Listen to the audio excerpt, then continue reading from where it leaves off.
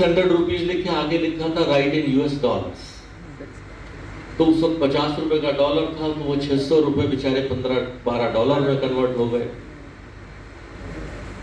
तो उन्होंने कहा हम ये देखना चाहते थे कि क्या 12 डॉलर से भी कुछ हो सकता है क्या। मैंने कहा हिंदुस्तानी कर सकता है, 12 डॉलर से नहीं 5 डॉलर से भी कर सकता है। ये जज्बा है हिंदुस्तान का, ये हमारी बढ़ती हुई पॉपुलेशन।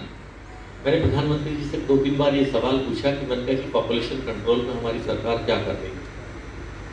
और जहां ये बढ़ती हुई पॉपुलेशन हमारी कमजोरी है, वहीं हमारी ताकत भी है, हमारी स्ट्रेंथ भी है। आज विश्व का सबसे युवतम देश है, 65% युवा हमारे यहाँ है। उनकी ताकत, उनकी सोच, उनकी एनर्जी, उनका विजन, उनका इनोवेशन, ये सब कुछ हमारी ताकत है, यही हमारी पहचान है। और इस ताकत को अगर चैनलाइज कर सही दिशा में हम ले जाएं, तो सच पूछे जिस एमएसएमई की आज हम कल्पना कर रहे हैं, बात कर रहे हैं, वह भारत की आत्मा है।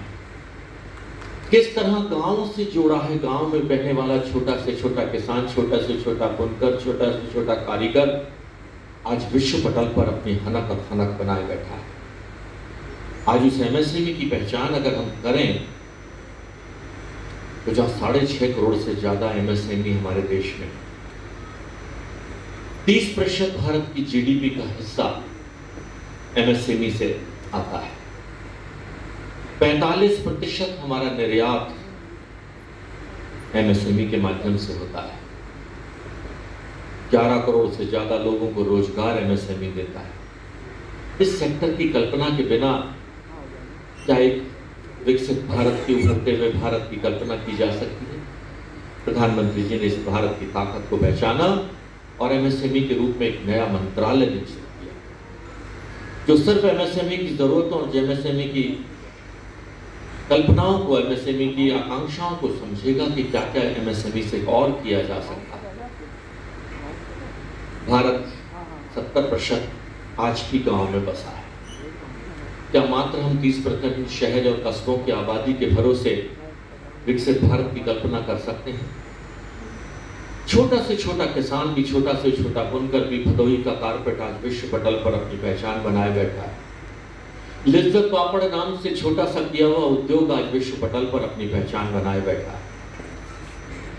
आज कोई भी अपना प्रोडक्ट अमेज़न के माध्यम से और ऐसे टूल्स के माध्यम से, जेम पोर्टल के माध्यम से विश्व पटल पर अपनी माल को बेच सकता है।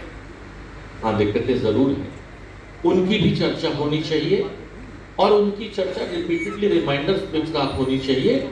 और वो चर्चा हम जो पार्टनर्स हैं इस उद्योग के, इस बिजनेस के, उसके साथ साथ जो हमारे प्रशासक ग्रुप हैं, उनके माध्यम से ये जिम्मेदारी और आगे पहुंचेगी। ये कम्युनिकेशन गैप अगर नहीं बने शासक, प्रशासक, राजनेता और यूजर के बीच का, तो दिक्कतें 99% अपने आप खत्म हो जाएंगी। आज वही ट्रेंड यहाँ दिख रहा है। एक जनप्रतिनिधि के रूप में मैं खड़ा हूँ, एक प्रशासक के रूप में नोएडा के सीईओ यहाँ खड़े हैं, और एक यूजर के बीच में मैं समझता हूँ स्क्रीन इस क्षेत्र के एमएसएमई के रूप में जिन्होंने अपनी योगदान किया है, शहर को बसाया है। तमाम दिक्कतों के बाद आज से 30-40 साल पहले की दिक्कतें और थी, आज की दिक्कतें कुछ और हैं। उस वक्त सर्वाइवल ऑफ एग्जिस्टेंस, कि हम किस तरह जगह बना लें और किस तरह उस जगह को आगे बढ़ा लें। बहन बिमला बाथम जी आज एक राजनेता के रूप में भी नहीं, महिला उद्यमी संगठन की अध्यक्ष के रूप में उन्होंने अपनी पहली पहचान उससे बनाई थी। पहली पहचान उससे बनाने के बाद 8 बार भाई विपिन मलन जी नोएडा एंटरप्रेन्योर्स एसोसिएशन की जिम्मेदारी मिल जाती है उन्हें, और उस जिम्मेदारी को वो खूबसूरती से निभाते हैं। भाई सुरेंद्र नाहटा जी अपनी जिम्मेदारी को इसी के माध्यम से निभाते रहते हैं। छोटा विकसित चेहरा हमारा भाई विकास, अंजुला जी महिला शक्ति होने के बावजूद भी अपनी इन जरूरतों को पटल पर रखते हैं और इन पर चर्चा की, इन पर बहस की, इन पर चिंतन की जरूरत है। आज उसी के तहत हमारा उजाला परिवार ने जो ये जिम्मेदारी निभाई है, मैं हमारे उजाला परिवार को बधाई और धन्यवाद देता हूँ। साथियों, ये सच है कि स्ट्रगल करना हम भारतवासियों के खून में है। संघर्ष करना हम भारतवासियों की जज्बा बन चुका है। उसके पीछे का इतिहास बहुत कड़वा है। 1000 वर्षों से अधिक तक भारत गुलाम रहा और उस गुलामी की उस जंजीरों ने हमें संघर्ष करना सिखा दिया और उस संघर्ष के तौर पर आज ये विकसित उभरता हुआ भारत विश्व में, जहां हम 12वें नंबर की 11वें नंबर की इकोनॉमी होते थे, आज 4थे नंबर की और 3रे नंबर की ओर अग्रसर है।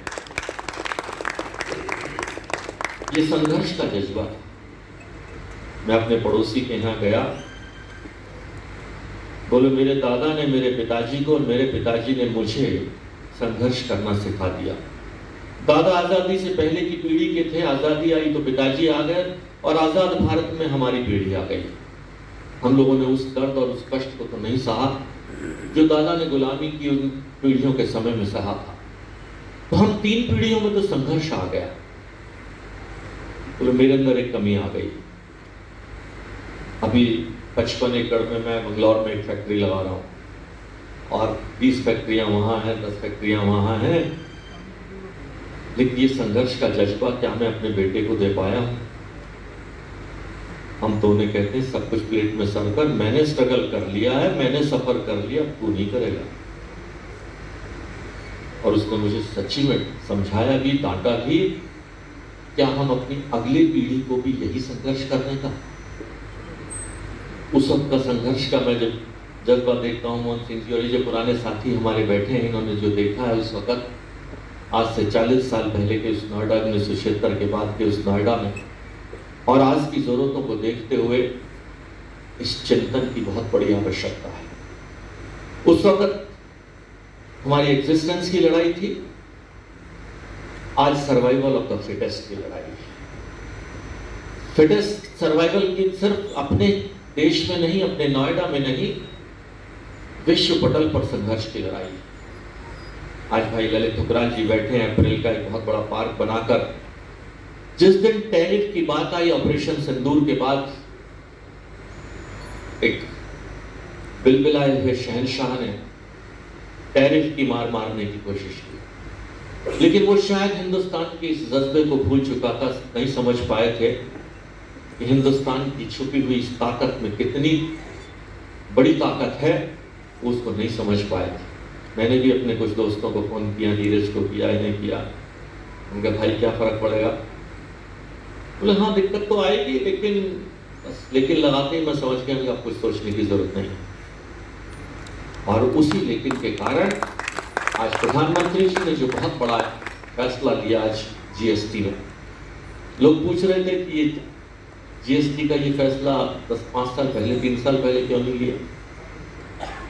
आवश्यकता आविष्कार की जननी होती, जरूरत पड़ी, टैरिफ की दहशत आने से पहले ही आज यशस्वी प्रधानमंत्री जी ने जिस जीएसटी की दवाई से उस बीमारी का इलाज किया, हम सबको कुछ ना कुछ उसका फायदा होने वाला है। और ये भी हमें विश्वास है, ये जो टैरिफ और बाकी चीजों की जो लड़ाई है लंबी चलने वाली नहीं है, जीत हमारी होगी, क्योंकि हम विश्व में एक ताकत है, बहुत बड़ी मार्केट है। चाइना ने भी अपने हाथ जला लिए, जहां दिवाली के ऊपर गणेश की मूर्तियां भी चाइना से बन के आती थी और घर को झमझमाने वाली जो लाइट की लड़ियां होती थी वो भी चाइना में आती थी। एक आह्वान इस देश का ये भी जज्बा हुआ है कि जब लाल बहादुर शास्त्री जी ने एक आह्वान किया था देश के लिए, तो घर की देवियों ने, घर की औरतों ने अपने गहने उठाकर देश के लिए उन्हें न्यौछावर कर दिए थे। आज वही जज्बा लेकर हमारे देशवासी, हमारे सभी लोग तैयार हैं। ऐसी किसी भी परिस्थिति में, हमारे पड़ोस में कुछ ऐसी घटनाएं हुई हैं जो दर्दनाक है, नहीं होनी चाहिए थी, लेकिन वो भी हमें पाठ सिखाती है। हमें चिंता होती जब हमारे पड़ोसी देशों, बांग्लादेश जिसकी उत्पत्ति के नींव में कहीं ना कहीं भारत लग बसा हुआ है, श्रीलंका, नेपाल जैसे देश, मालदीव जैसे देश, जिनको अगर 12 घंटे तक 24 घंटे तक अगर पानी की सप्लाई ना होती तो मालदीव प्यासा मर सकता। आज उन ताकतों ने भी भारत की इस ताकत को पहचान लिया है और जो विश्व पटल पर हम देख रहे हैं कि वही चाइना कहीं अकेला पाकिस्तान के साथ खड़ा था।